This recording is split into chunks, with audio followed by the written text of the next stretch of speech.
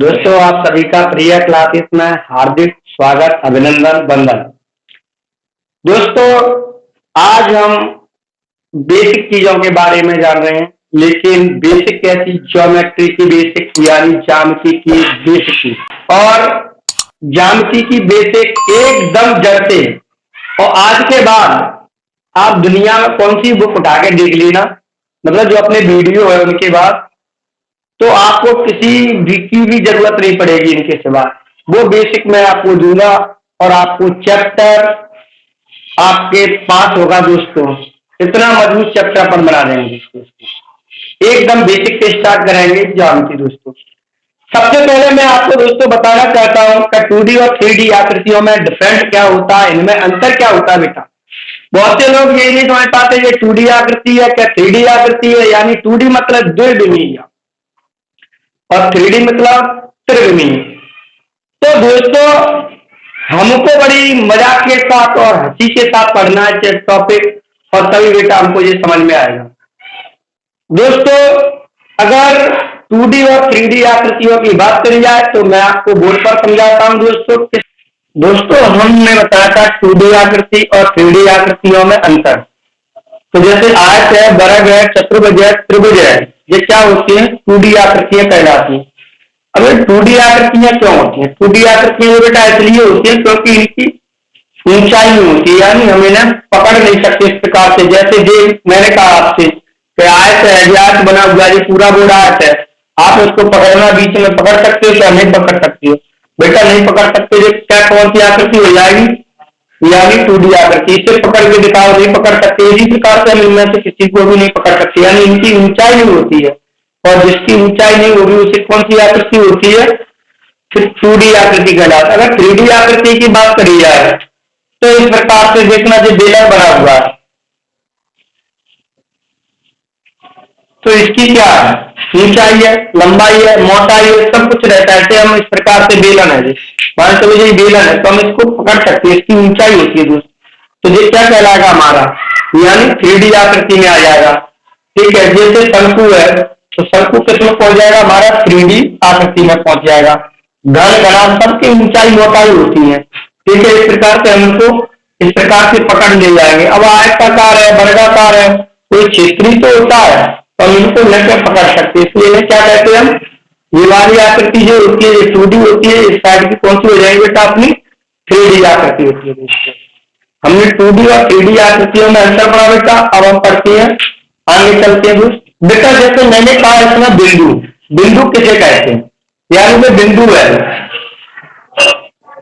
बिंदु यानी पॉइंट। अब जैसे बात करी जाए बिंदु की, तो बिंदु किसे कहते हैं? जैसे हम लोगों ने देखा होगा कोई भी वृत्त होता है तो वृत्त के अंदर बेटा त्रिज्या होती है। एक तो हमारा जो होता है, जैसे कोई वृत्त है, वृत्त के अंदर में त्रिज्या है, एक केंद्र है, केंद्र से तो त्रिज्या निकलती है। जिस वृत्त की त्रिज्या शून्य हो, जिस वृत्त की त्रिज्या शून्य हो, उसे क्या कहते हैं? बिंदु कहते हैं। एक शब्द तो ये नहीं बन सकता। जिस वृत्त की त्रिज्या क्या हो? शून्य हो, उसे क्या कहते हैं? बिंदु कहते हैं। दूसरे शब्दों में हम कह सकते हैं, जैसे बिंदु किसे कहते हैं? अगर मान के चलो एक परिभाषा मैंने बताई, बिंदु किसे कहते हैं? जिस वृत्त की त्रिज्या शून्य होती है उसे हम बिंदु कहते हैं। दूसरी परिभाषा जो है कि अति सूक्ष्म बिंदु, जैसे जो मैंने पॉइंट लिखा, ये अति सूक्ष्म है बेटा। तो अति सूक्ष्म बिंदु जिसकी ना कोई चौड़ाई होगी, ना कोई मोटाई होगी, ना कोई ऊंचाई होगी। तो बिंदु की ना कोई चौड़ाई होती है, ना कोई मोटाई होती है, ना कोई ऊंचाई होती है, उसे क्या बोलेंगे दोस्त हम?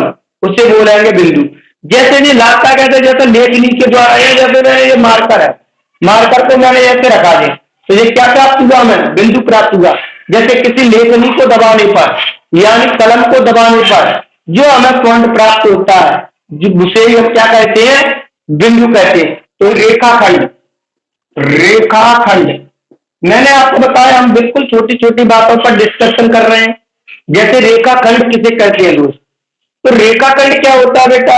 अगर रेखाखंड की बात करी जाए दोस्तों, यानी इसे बोला जाता है लाइन सेगमेंट।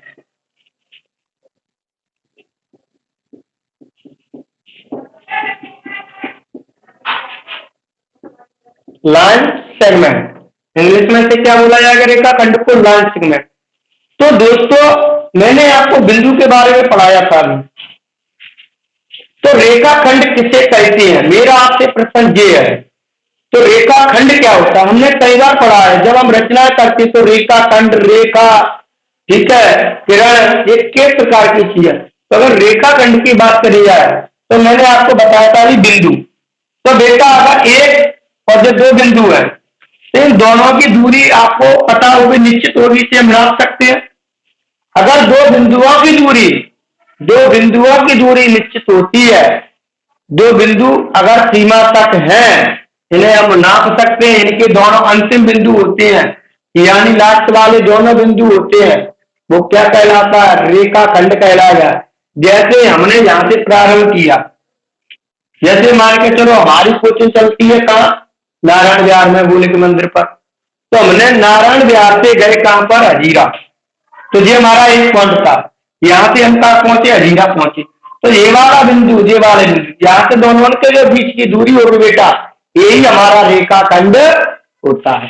ये क्या होगा, हमारा रेखाखंड होगा। तो बात समझ में आ रही है। रेखाखंड के दोनों क्या होते हैं, हमारे अंतिम बिंदु होते हैं, जैसे ए और बी। इसे व्यक्त किससे करते हैं, ऐसे आप रेखा लिखना अपन को, तो रेखा कैसे लिखेंगे, इसे ए बी द्वारा, इसे ए बी। अब ए बी पर जीवाला चिन्ह होगा, क्यों होगा, क्योंकि इसके जीवाला और ये वाला दोनों बिंदु हैं। तो इसे ए बी द्वारा प्रदर्शित किया जाता है या व्यक्त किया जाता है, व्यक्त किया जाता है।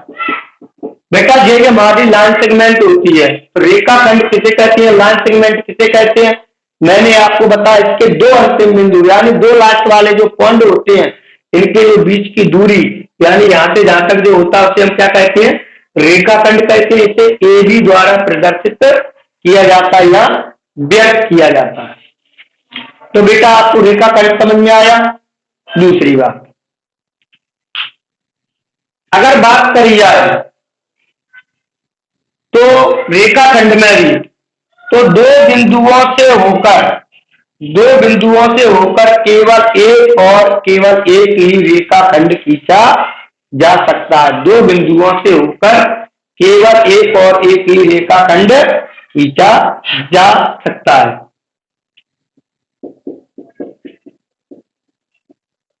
दो बिंदुओं से होकर केवल एक ही रेखाखंड खींचा जा सकता है।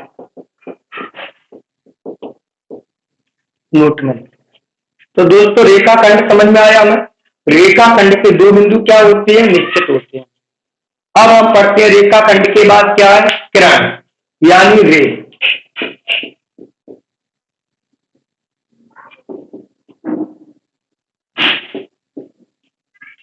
किरण यानी रे। दोस्तों रे क्या होती है यानी किरण क्या होती है, मैंने आपको पहले से बोला था बेटा, मैं इसमें वीडियो में केवल और केवल आपको बिल्कुल बारीकी से पढ़ाऊंगा और धीरे धीरे इसको अपन क्या करेंगे, बढ़ाएंगे। तो सबसे बड़ी बात होती है इसमें, मैंने पूछा आपसे किरण, किरण क्या होती है। अभी मैंने आपको बताया था रेखाखंड के बारे में। बेटा रेखाखंड हमारा होता था जिसके दो बिंदु निश्चित होते थे, यानी दोनों लास्ट वाले पॉइंट मिलते थे हमें, तो दोनों वो क्या होता था, रेखाखंड। अगर किरण की बात करी जाए दोस्तों, जैसे सूर्य का प्रकाश आता है, हमें पता है सूर्य से आता है कि नहीं आता है, और कहां तक जाता है, इन्फिनिटी तक, अनंत तक, कहीं पर भी चल सकता है, वो कहीं पर भी जाता है। ऐसे ही जैसे हम लोगों ने अगर खुद के एग्जाम्पल है, जैसे हमने देखा कि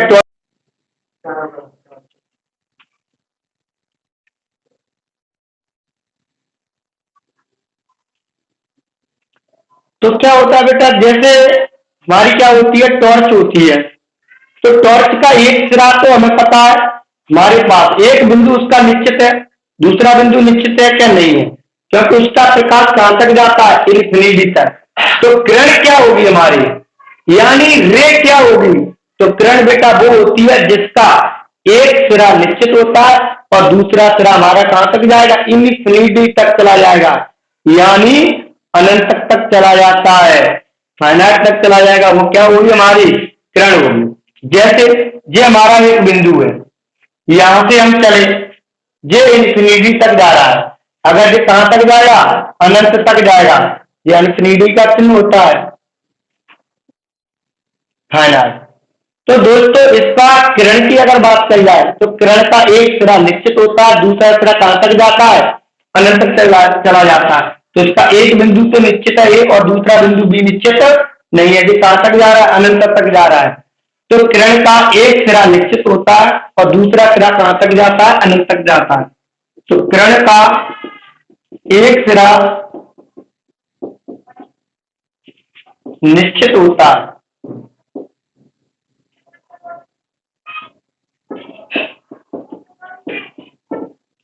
दूसरा सिरा अनंत तक जाता है।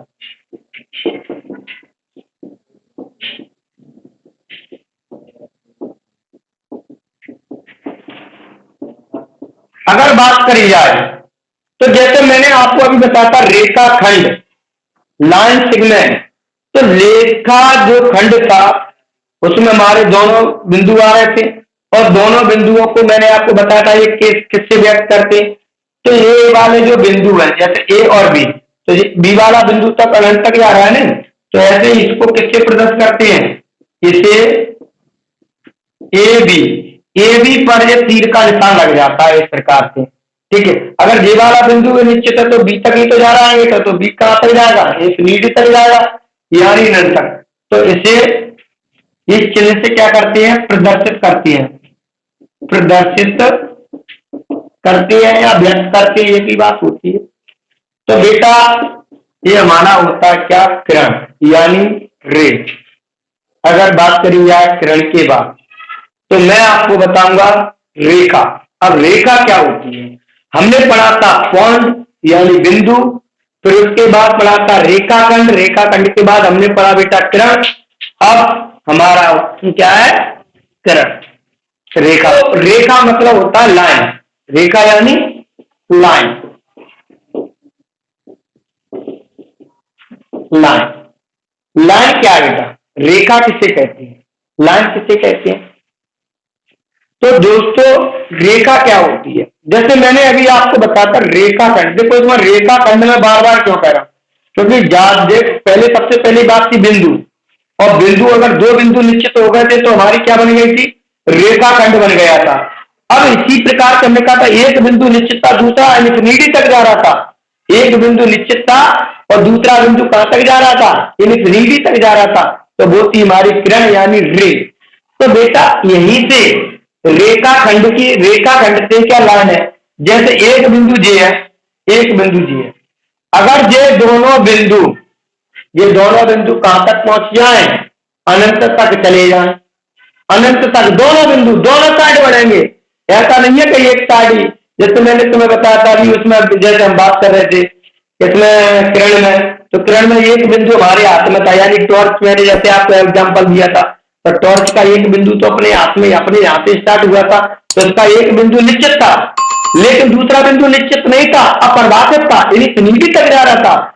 वैसे ही अगर इसमें बात करी जाए रेखा में, तो रेखा में दोनों बिंदु अनिश्चित होते हैं, निश्चित नहीं होते हैं। यानी किरण में एक बिंदु निश्चित था, दूसरा अनिश्चित था, यानी अपरिभाषित था। अगर इसकी बात करी जाए काय की, रेखा की यानी लाइन की, तो बेटा लाइन हमारा क्या होता है, क्या होता है, दोनों बिंदु होते हैं वो अनंत तक जाते हैं, यानी इन्फिनिटी तक जाते हैं, अनिश्चित।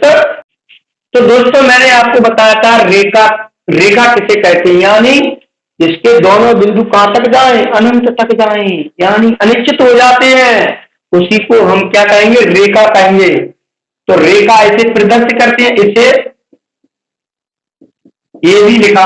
अब पहले किरण में एक साथ तीर का निशान जा रहा था, और रेखा में काय की तरफ बढ़ जाएगा, दोनों तरफ जाएगा। इसे मतलब किससे, इस वाले चिन्ह से क्या करते हैं, प्रदर्शित करते हैं।